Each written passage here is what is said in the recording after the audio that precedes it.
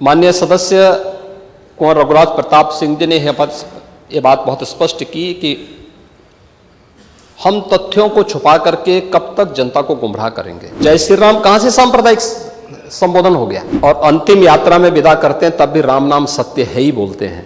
मुझे आश्चर्य होता है इन बातों को लेकर के कि मस्जिद के सामने से नहीं निकलने देंगे। क्यों नहीं निकलने देंगे? ये सड़क क्या किसी की है क्या? कि अल्लाह अकबर का जो स्लोगन है ये हमें अच्छा नहीं लगता। तो बाबरनामा भी कहता है कि हर मंदिर को तोड़ करके एक ढांचा खड़ा किया गया। महोदय, जो बात यहां पर माननीय सदस्य शेख इकबाल महबूब ने संबल के बारे में लिखा,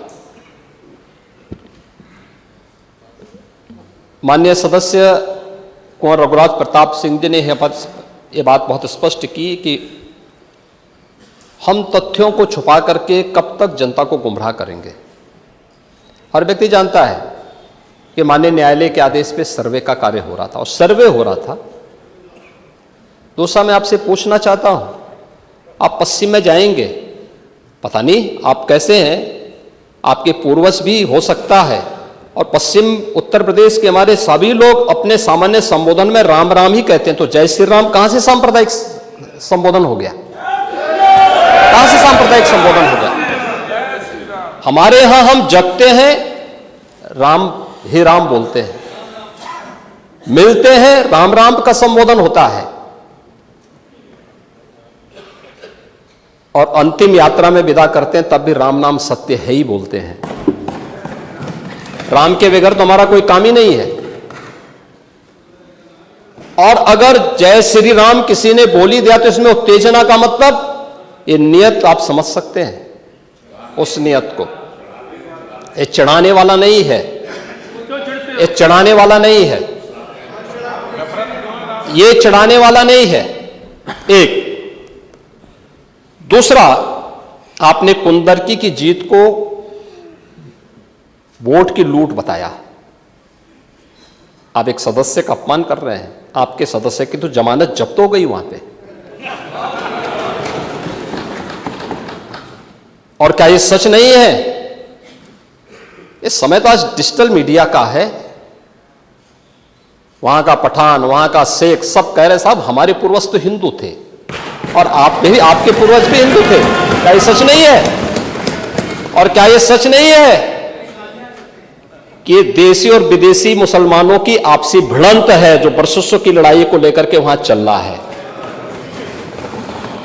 आप लोग सच पे पर्दा डालने का प्रयास कर रहे हैं, लेकिन एक चीज जरा नोट करना कि सूर्य को, चांद को और सत्य को बहुत देर तक छुपा कोई नहीं सकता है, और सत्य जरूर सामने आएगा। और उसी सत्य के बारे में कहा जा रहा है कि आखिर ये कहां लिखा है संविधान में कि किसी मुस्लिम बाहुल्य क्षेत्र में हिंदू शोभा यात्रा नहीं निकल सकती। और जब आप रोकते हैं तभी हिंदू पक्ष से भी रिएक्शन आता है कि साहब हम भी नहीं जाने देंगे। भाई मुझे आश्चर्य होता है इन बातों को लेकर के कि मस्जिद के सामने से नहीं निकलने देंगे। क्यों नहीं निकलने देंगे? ये सड़क क्या किसी की है क्या? ये सार्वजनिक मार्ग है, कैसे आप रोक सकते हैं? परंपरागत बहराइच में भी एक परंपरागत जुलूस था, परंपरागत जुलूस था, वही मैं कह रहा हूं, परंपरागत जुलूस था। और उसी परंपरागत जुलूस को आगे बढ़ाने के लिए सारे कार्यक्रम संपन्न हुए थे, आगे भी संपन्न होंगे। लेकिन ये चीजें तय करना, ये कहना कि उत्तेजक नारे लगाए जा रहे थे, जय श्री राम का नारा उत्तेजक नहीं है, ये हमारी श्रद्धा का नारा है, हमारी आस्था का प्रतीक है। कल मैं आपसे कहूंगा कि अल्लाह अकबर का जो स्लोगन है ये हमें अच्छा नहीं लगता। नहीं, आपको हम रोकें तो क्या आपको अच्छा लगेगा? नहीं, आपको नहीं, मुझे मतलब होने की आवश्यकता ही नहीं, मुझे आवश्यकता ही नहीं इसकी। नहीं, मुझे इसकी आवश्यकता ही नहीं है, मुझे इसकी आवश्यकता ही नहीं, क्योंकि मेरी तो विरासत इतनी लंबी चौड़ी है, इतनी प्राचीन है कि मैं उस परंपरा को ही लेकर के चले जाऊं। मैं जय श्री राम का नारा, हर हर महादेव का नारा और राधे राधे राधे राधे के संबोधन से ही अपना पूरा जीवन काट सकता हूं। मुझे किसी और स्लोगन की आवश्यकता ही नहीं है। मुझे कोई अन्य नारे की आवश्यकता ही नहीं है, कोई अन्य संबोधन की आवश्यकता नहीं। लेकिन मैं आपसे कहना चाहता हूं, कल कोई आपसे कहेगा, कोई हिंदू भी ये कहेगा कि साहब हमें भी परेशानी है, आप लोग मत बोलिए, क्या आपको अच्छा लगेगा? और कोई भजन गाया जा रहा है, आप उस भजन को अश्लील कैसे कह सकते हैं? कैसे कह सकते हैं? कांवड़ यात्रा में क्या अश्लील गाने बजते हैं? अरे भगवान शिव के गाने बजते हैं, भगवान शिव के भजन गाए जाते हैं।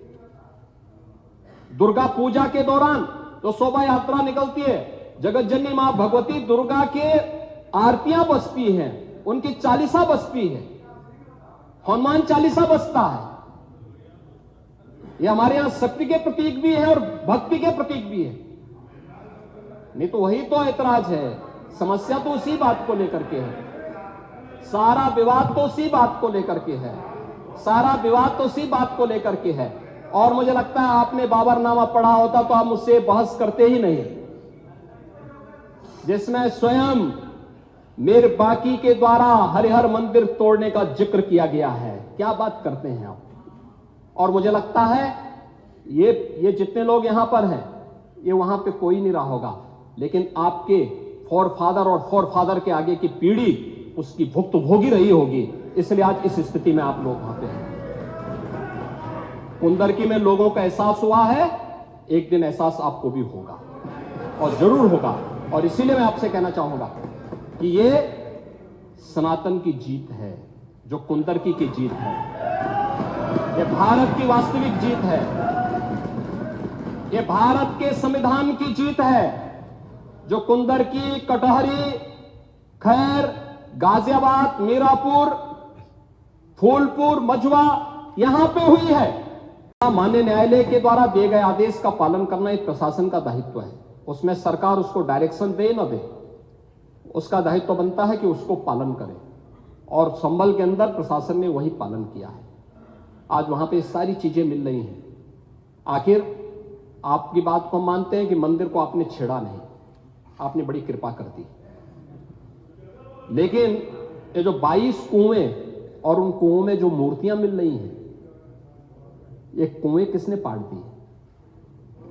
ये नोटिस में क्यों परेशानी हो रही है? आपके सांसद जिनसे आपकी प्रतिद्वंदिता है, मानता हूं, क्योंकि वहां पे आप में तो तुर्क और पठान का विवाद चल रहा है, मैंने नहीं कर दिया, एक विवाद चल रहा है। आप उनके सामने, माननीय सदस्य के सामने, आप उनके साथ अपनी जड़ें ढूंढ रहे होंगे, लेकिन ये सच्चाई है, ये सच्चाई है, क्योंकि ये तो है ही। सकीफुल रहमान बर्क कभी भी अपने को ये नहीं बोलते थे कि मैं भारत का नागरिक हूं, वो तो कहते थे मैं बाबर का संतान हूं, वो बोलते थे। आप भी मानते हो किस बात को? अब आपको तय करना है कि आक्रांताओं को अपना आदर्श मानते हैं या राम, कृष्ण और बुद्ध की परंपरा को अपना आदर्श मानते हैं। भारत के अंदर राम, कृष्ण और बुद्ध की ही परंपरा रहेगी, बाबर और औरंगजेब की परंपरा नहीं रहेगी। तो बाबरनामा भी कहता है कि हर मंदिर को तोड़ करके एक ढांचा खड़ा किया गया। आप तो एक श्रेष्ठ ब्राह्मण कुल में आपने जन्म लिया है, आप तो भारत के पुराणों की परंपरा पर विश्वास करते हैं। हमारा पुराण भी इस बात को कहता है कि भगवान विष्णु, श्री हरि विष्णु का 10वां अवतार संबल में ही होगा, उसी संबल में होगा। अगर आप ये वीडियो YouTube पर देख रहे हैं तो हमारे चैनल को सब्सक्राइब कर बेल आइकन दबाएं, और Facebook पर देख रहे हैं तो हमारे पेज को लाइक करें। 8 मिलियन प्लस सब्सक्राइबर, आपके इस भरोसे के लिए बहुत धन्यवाद।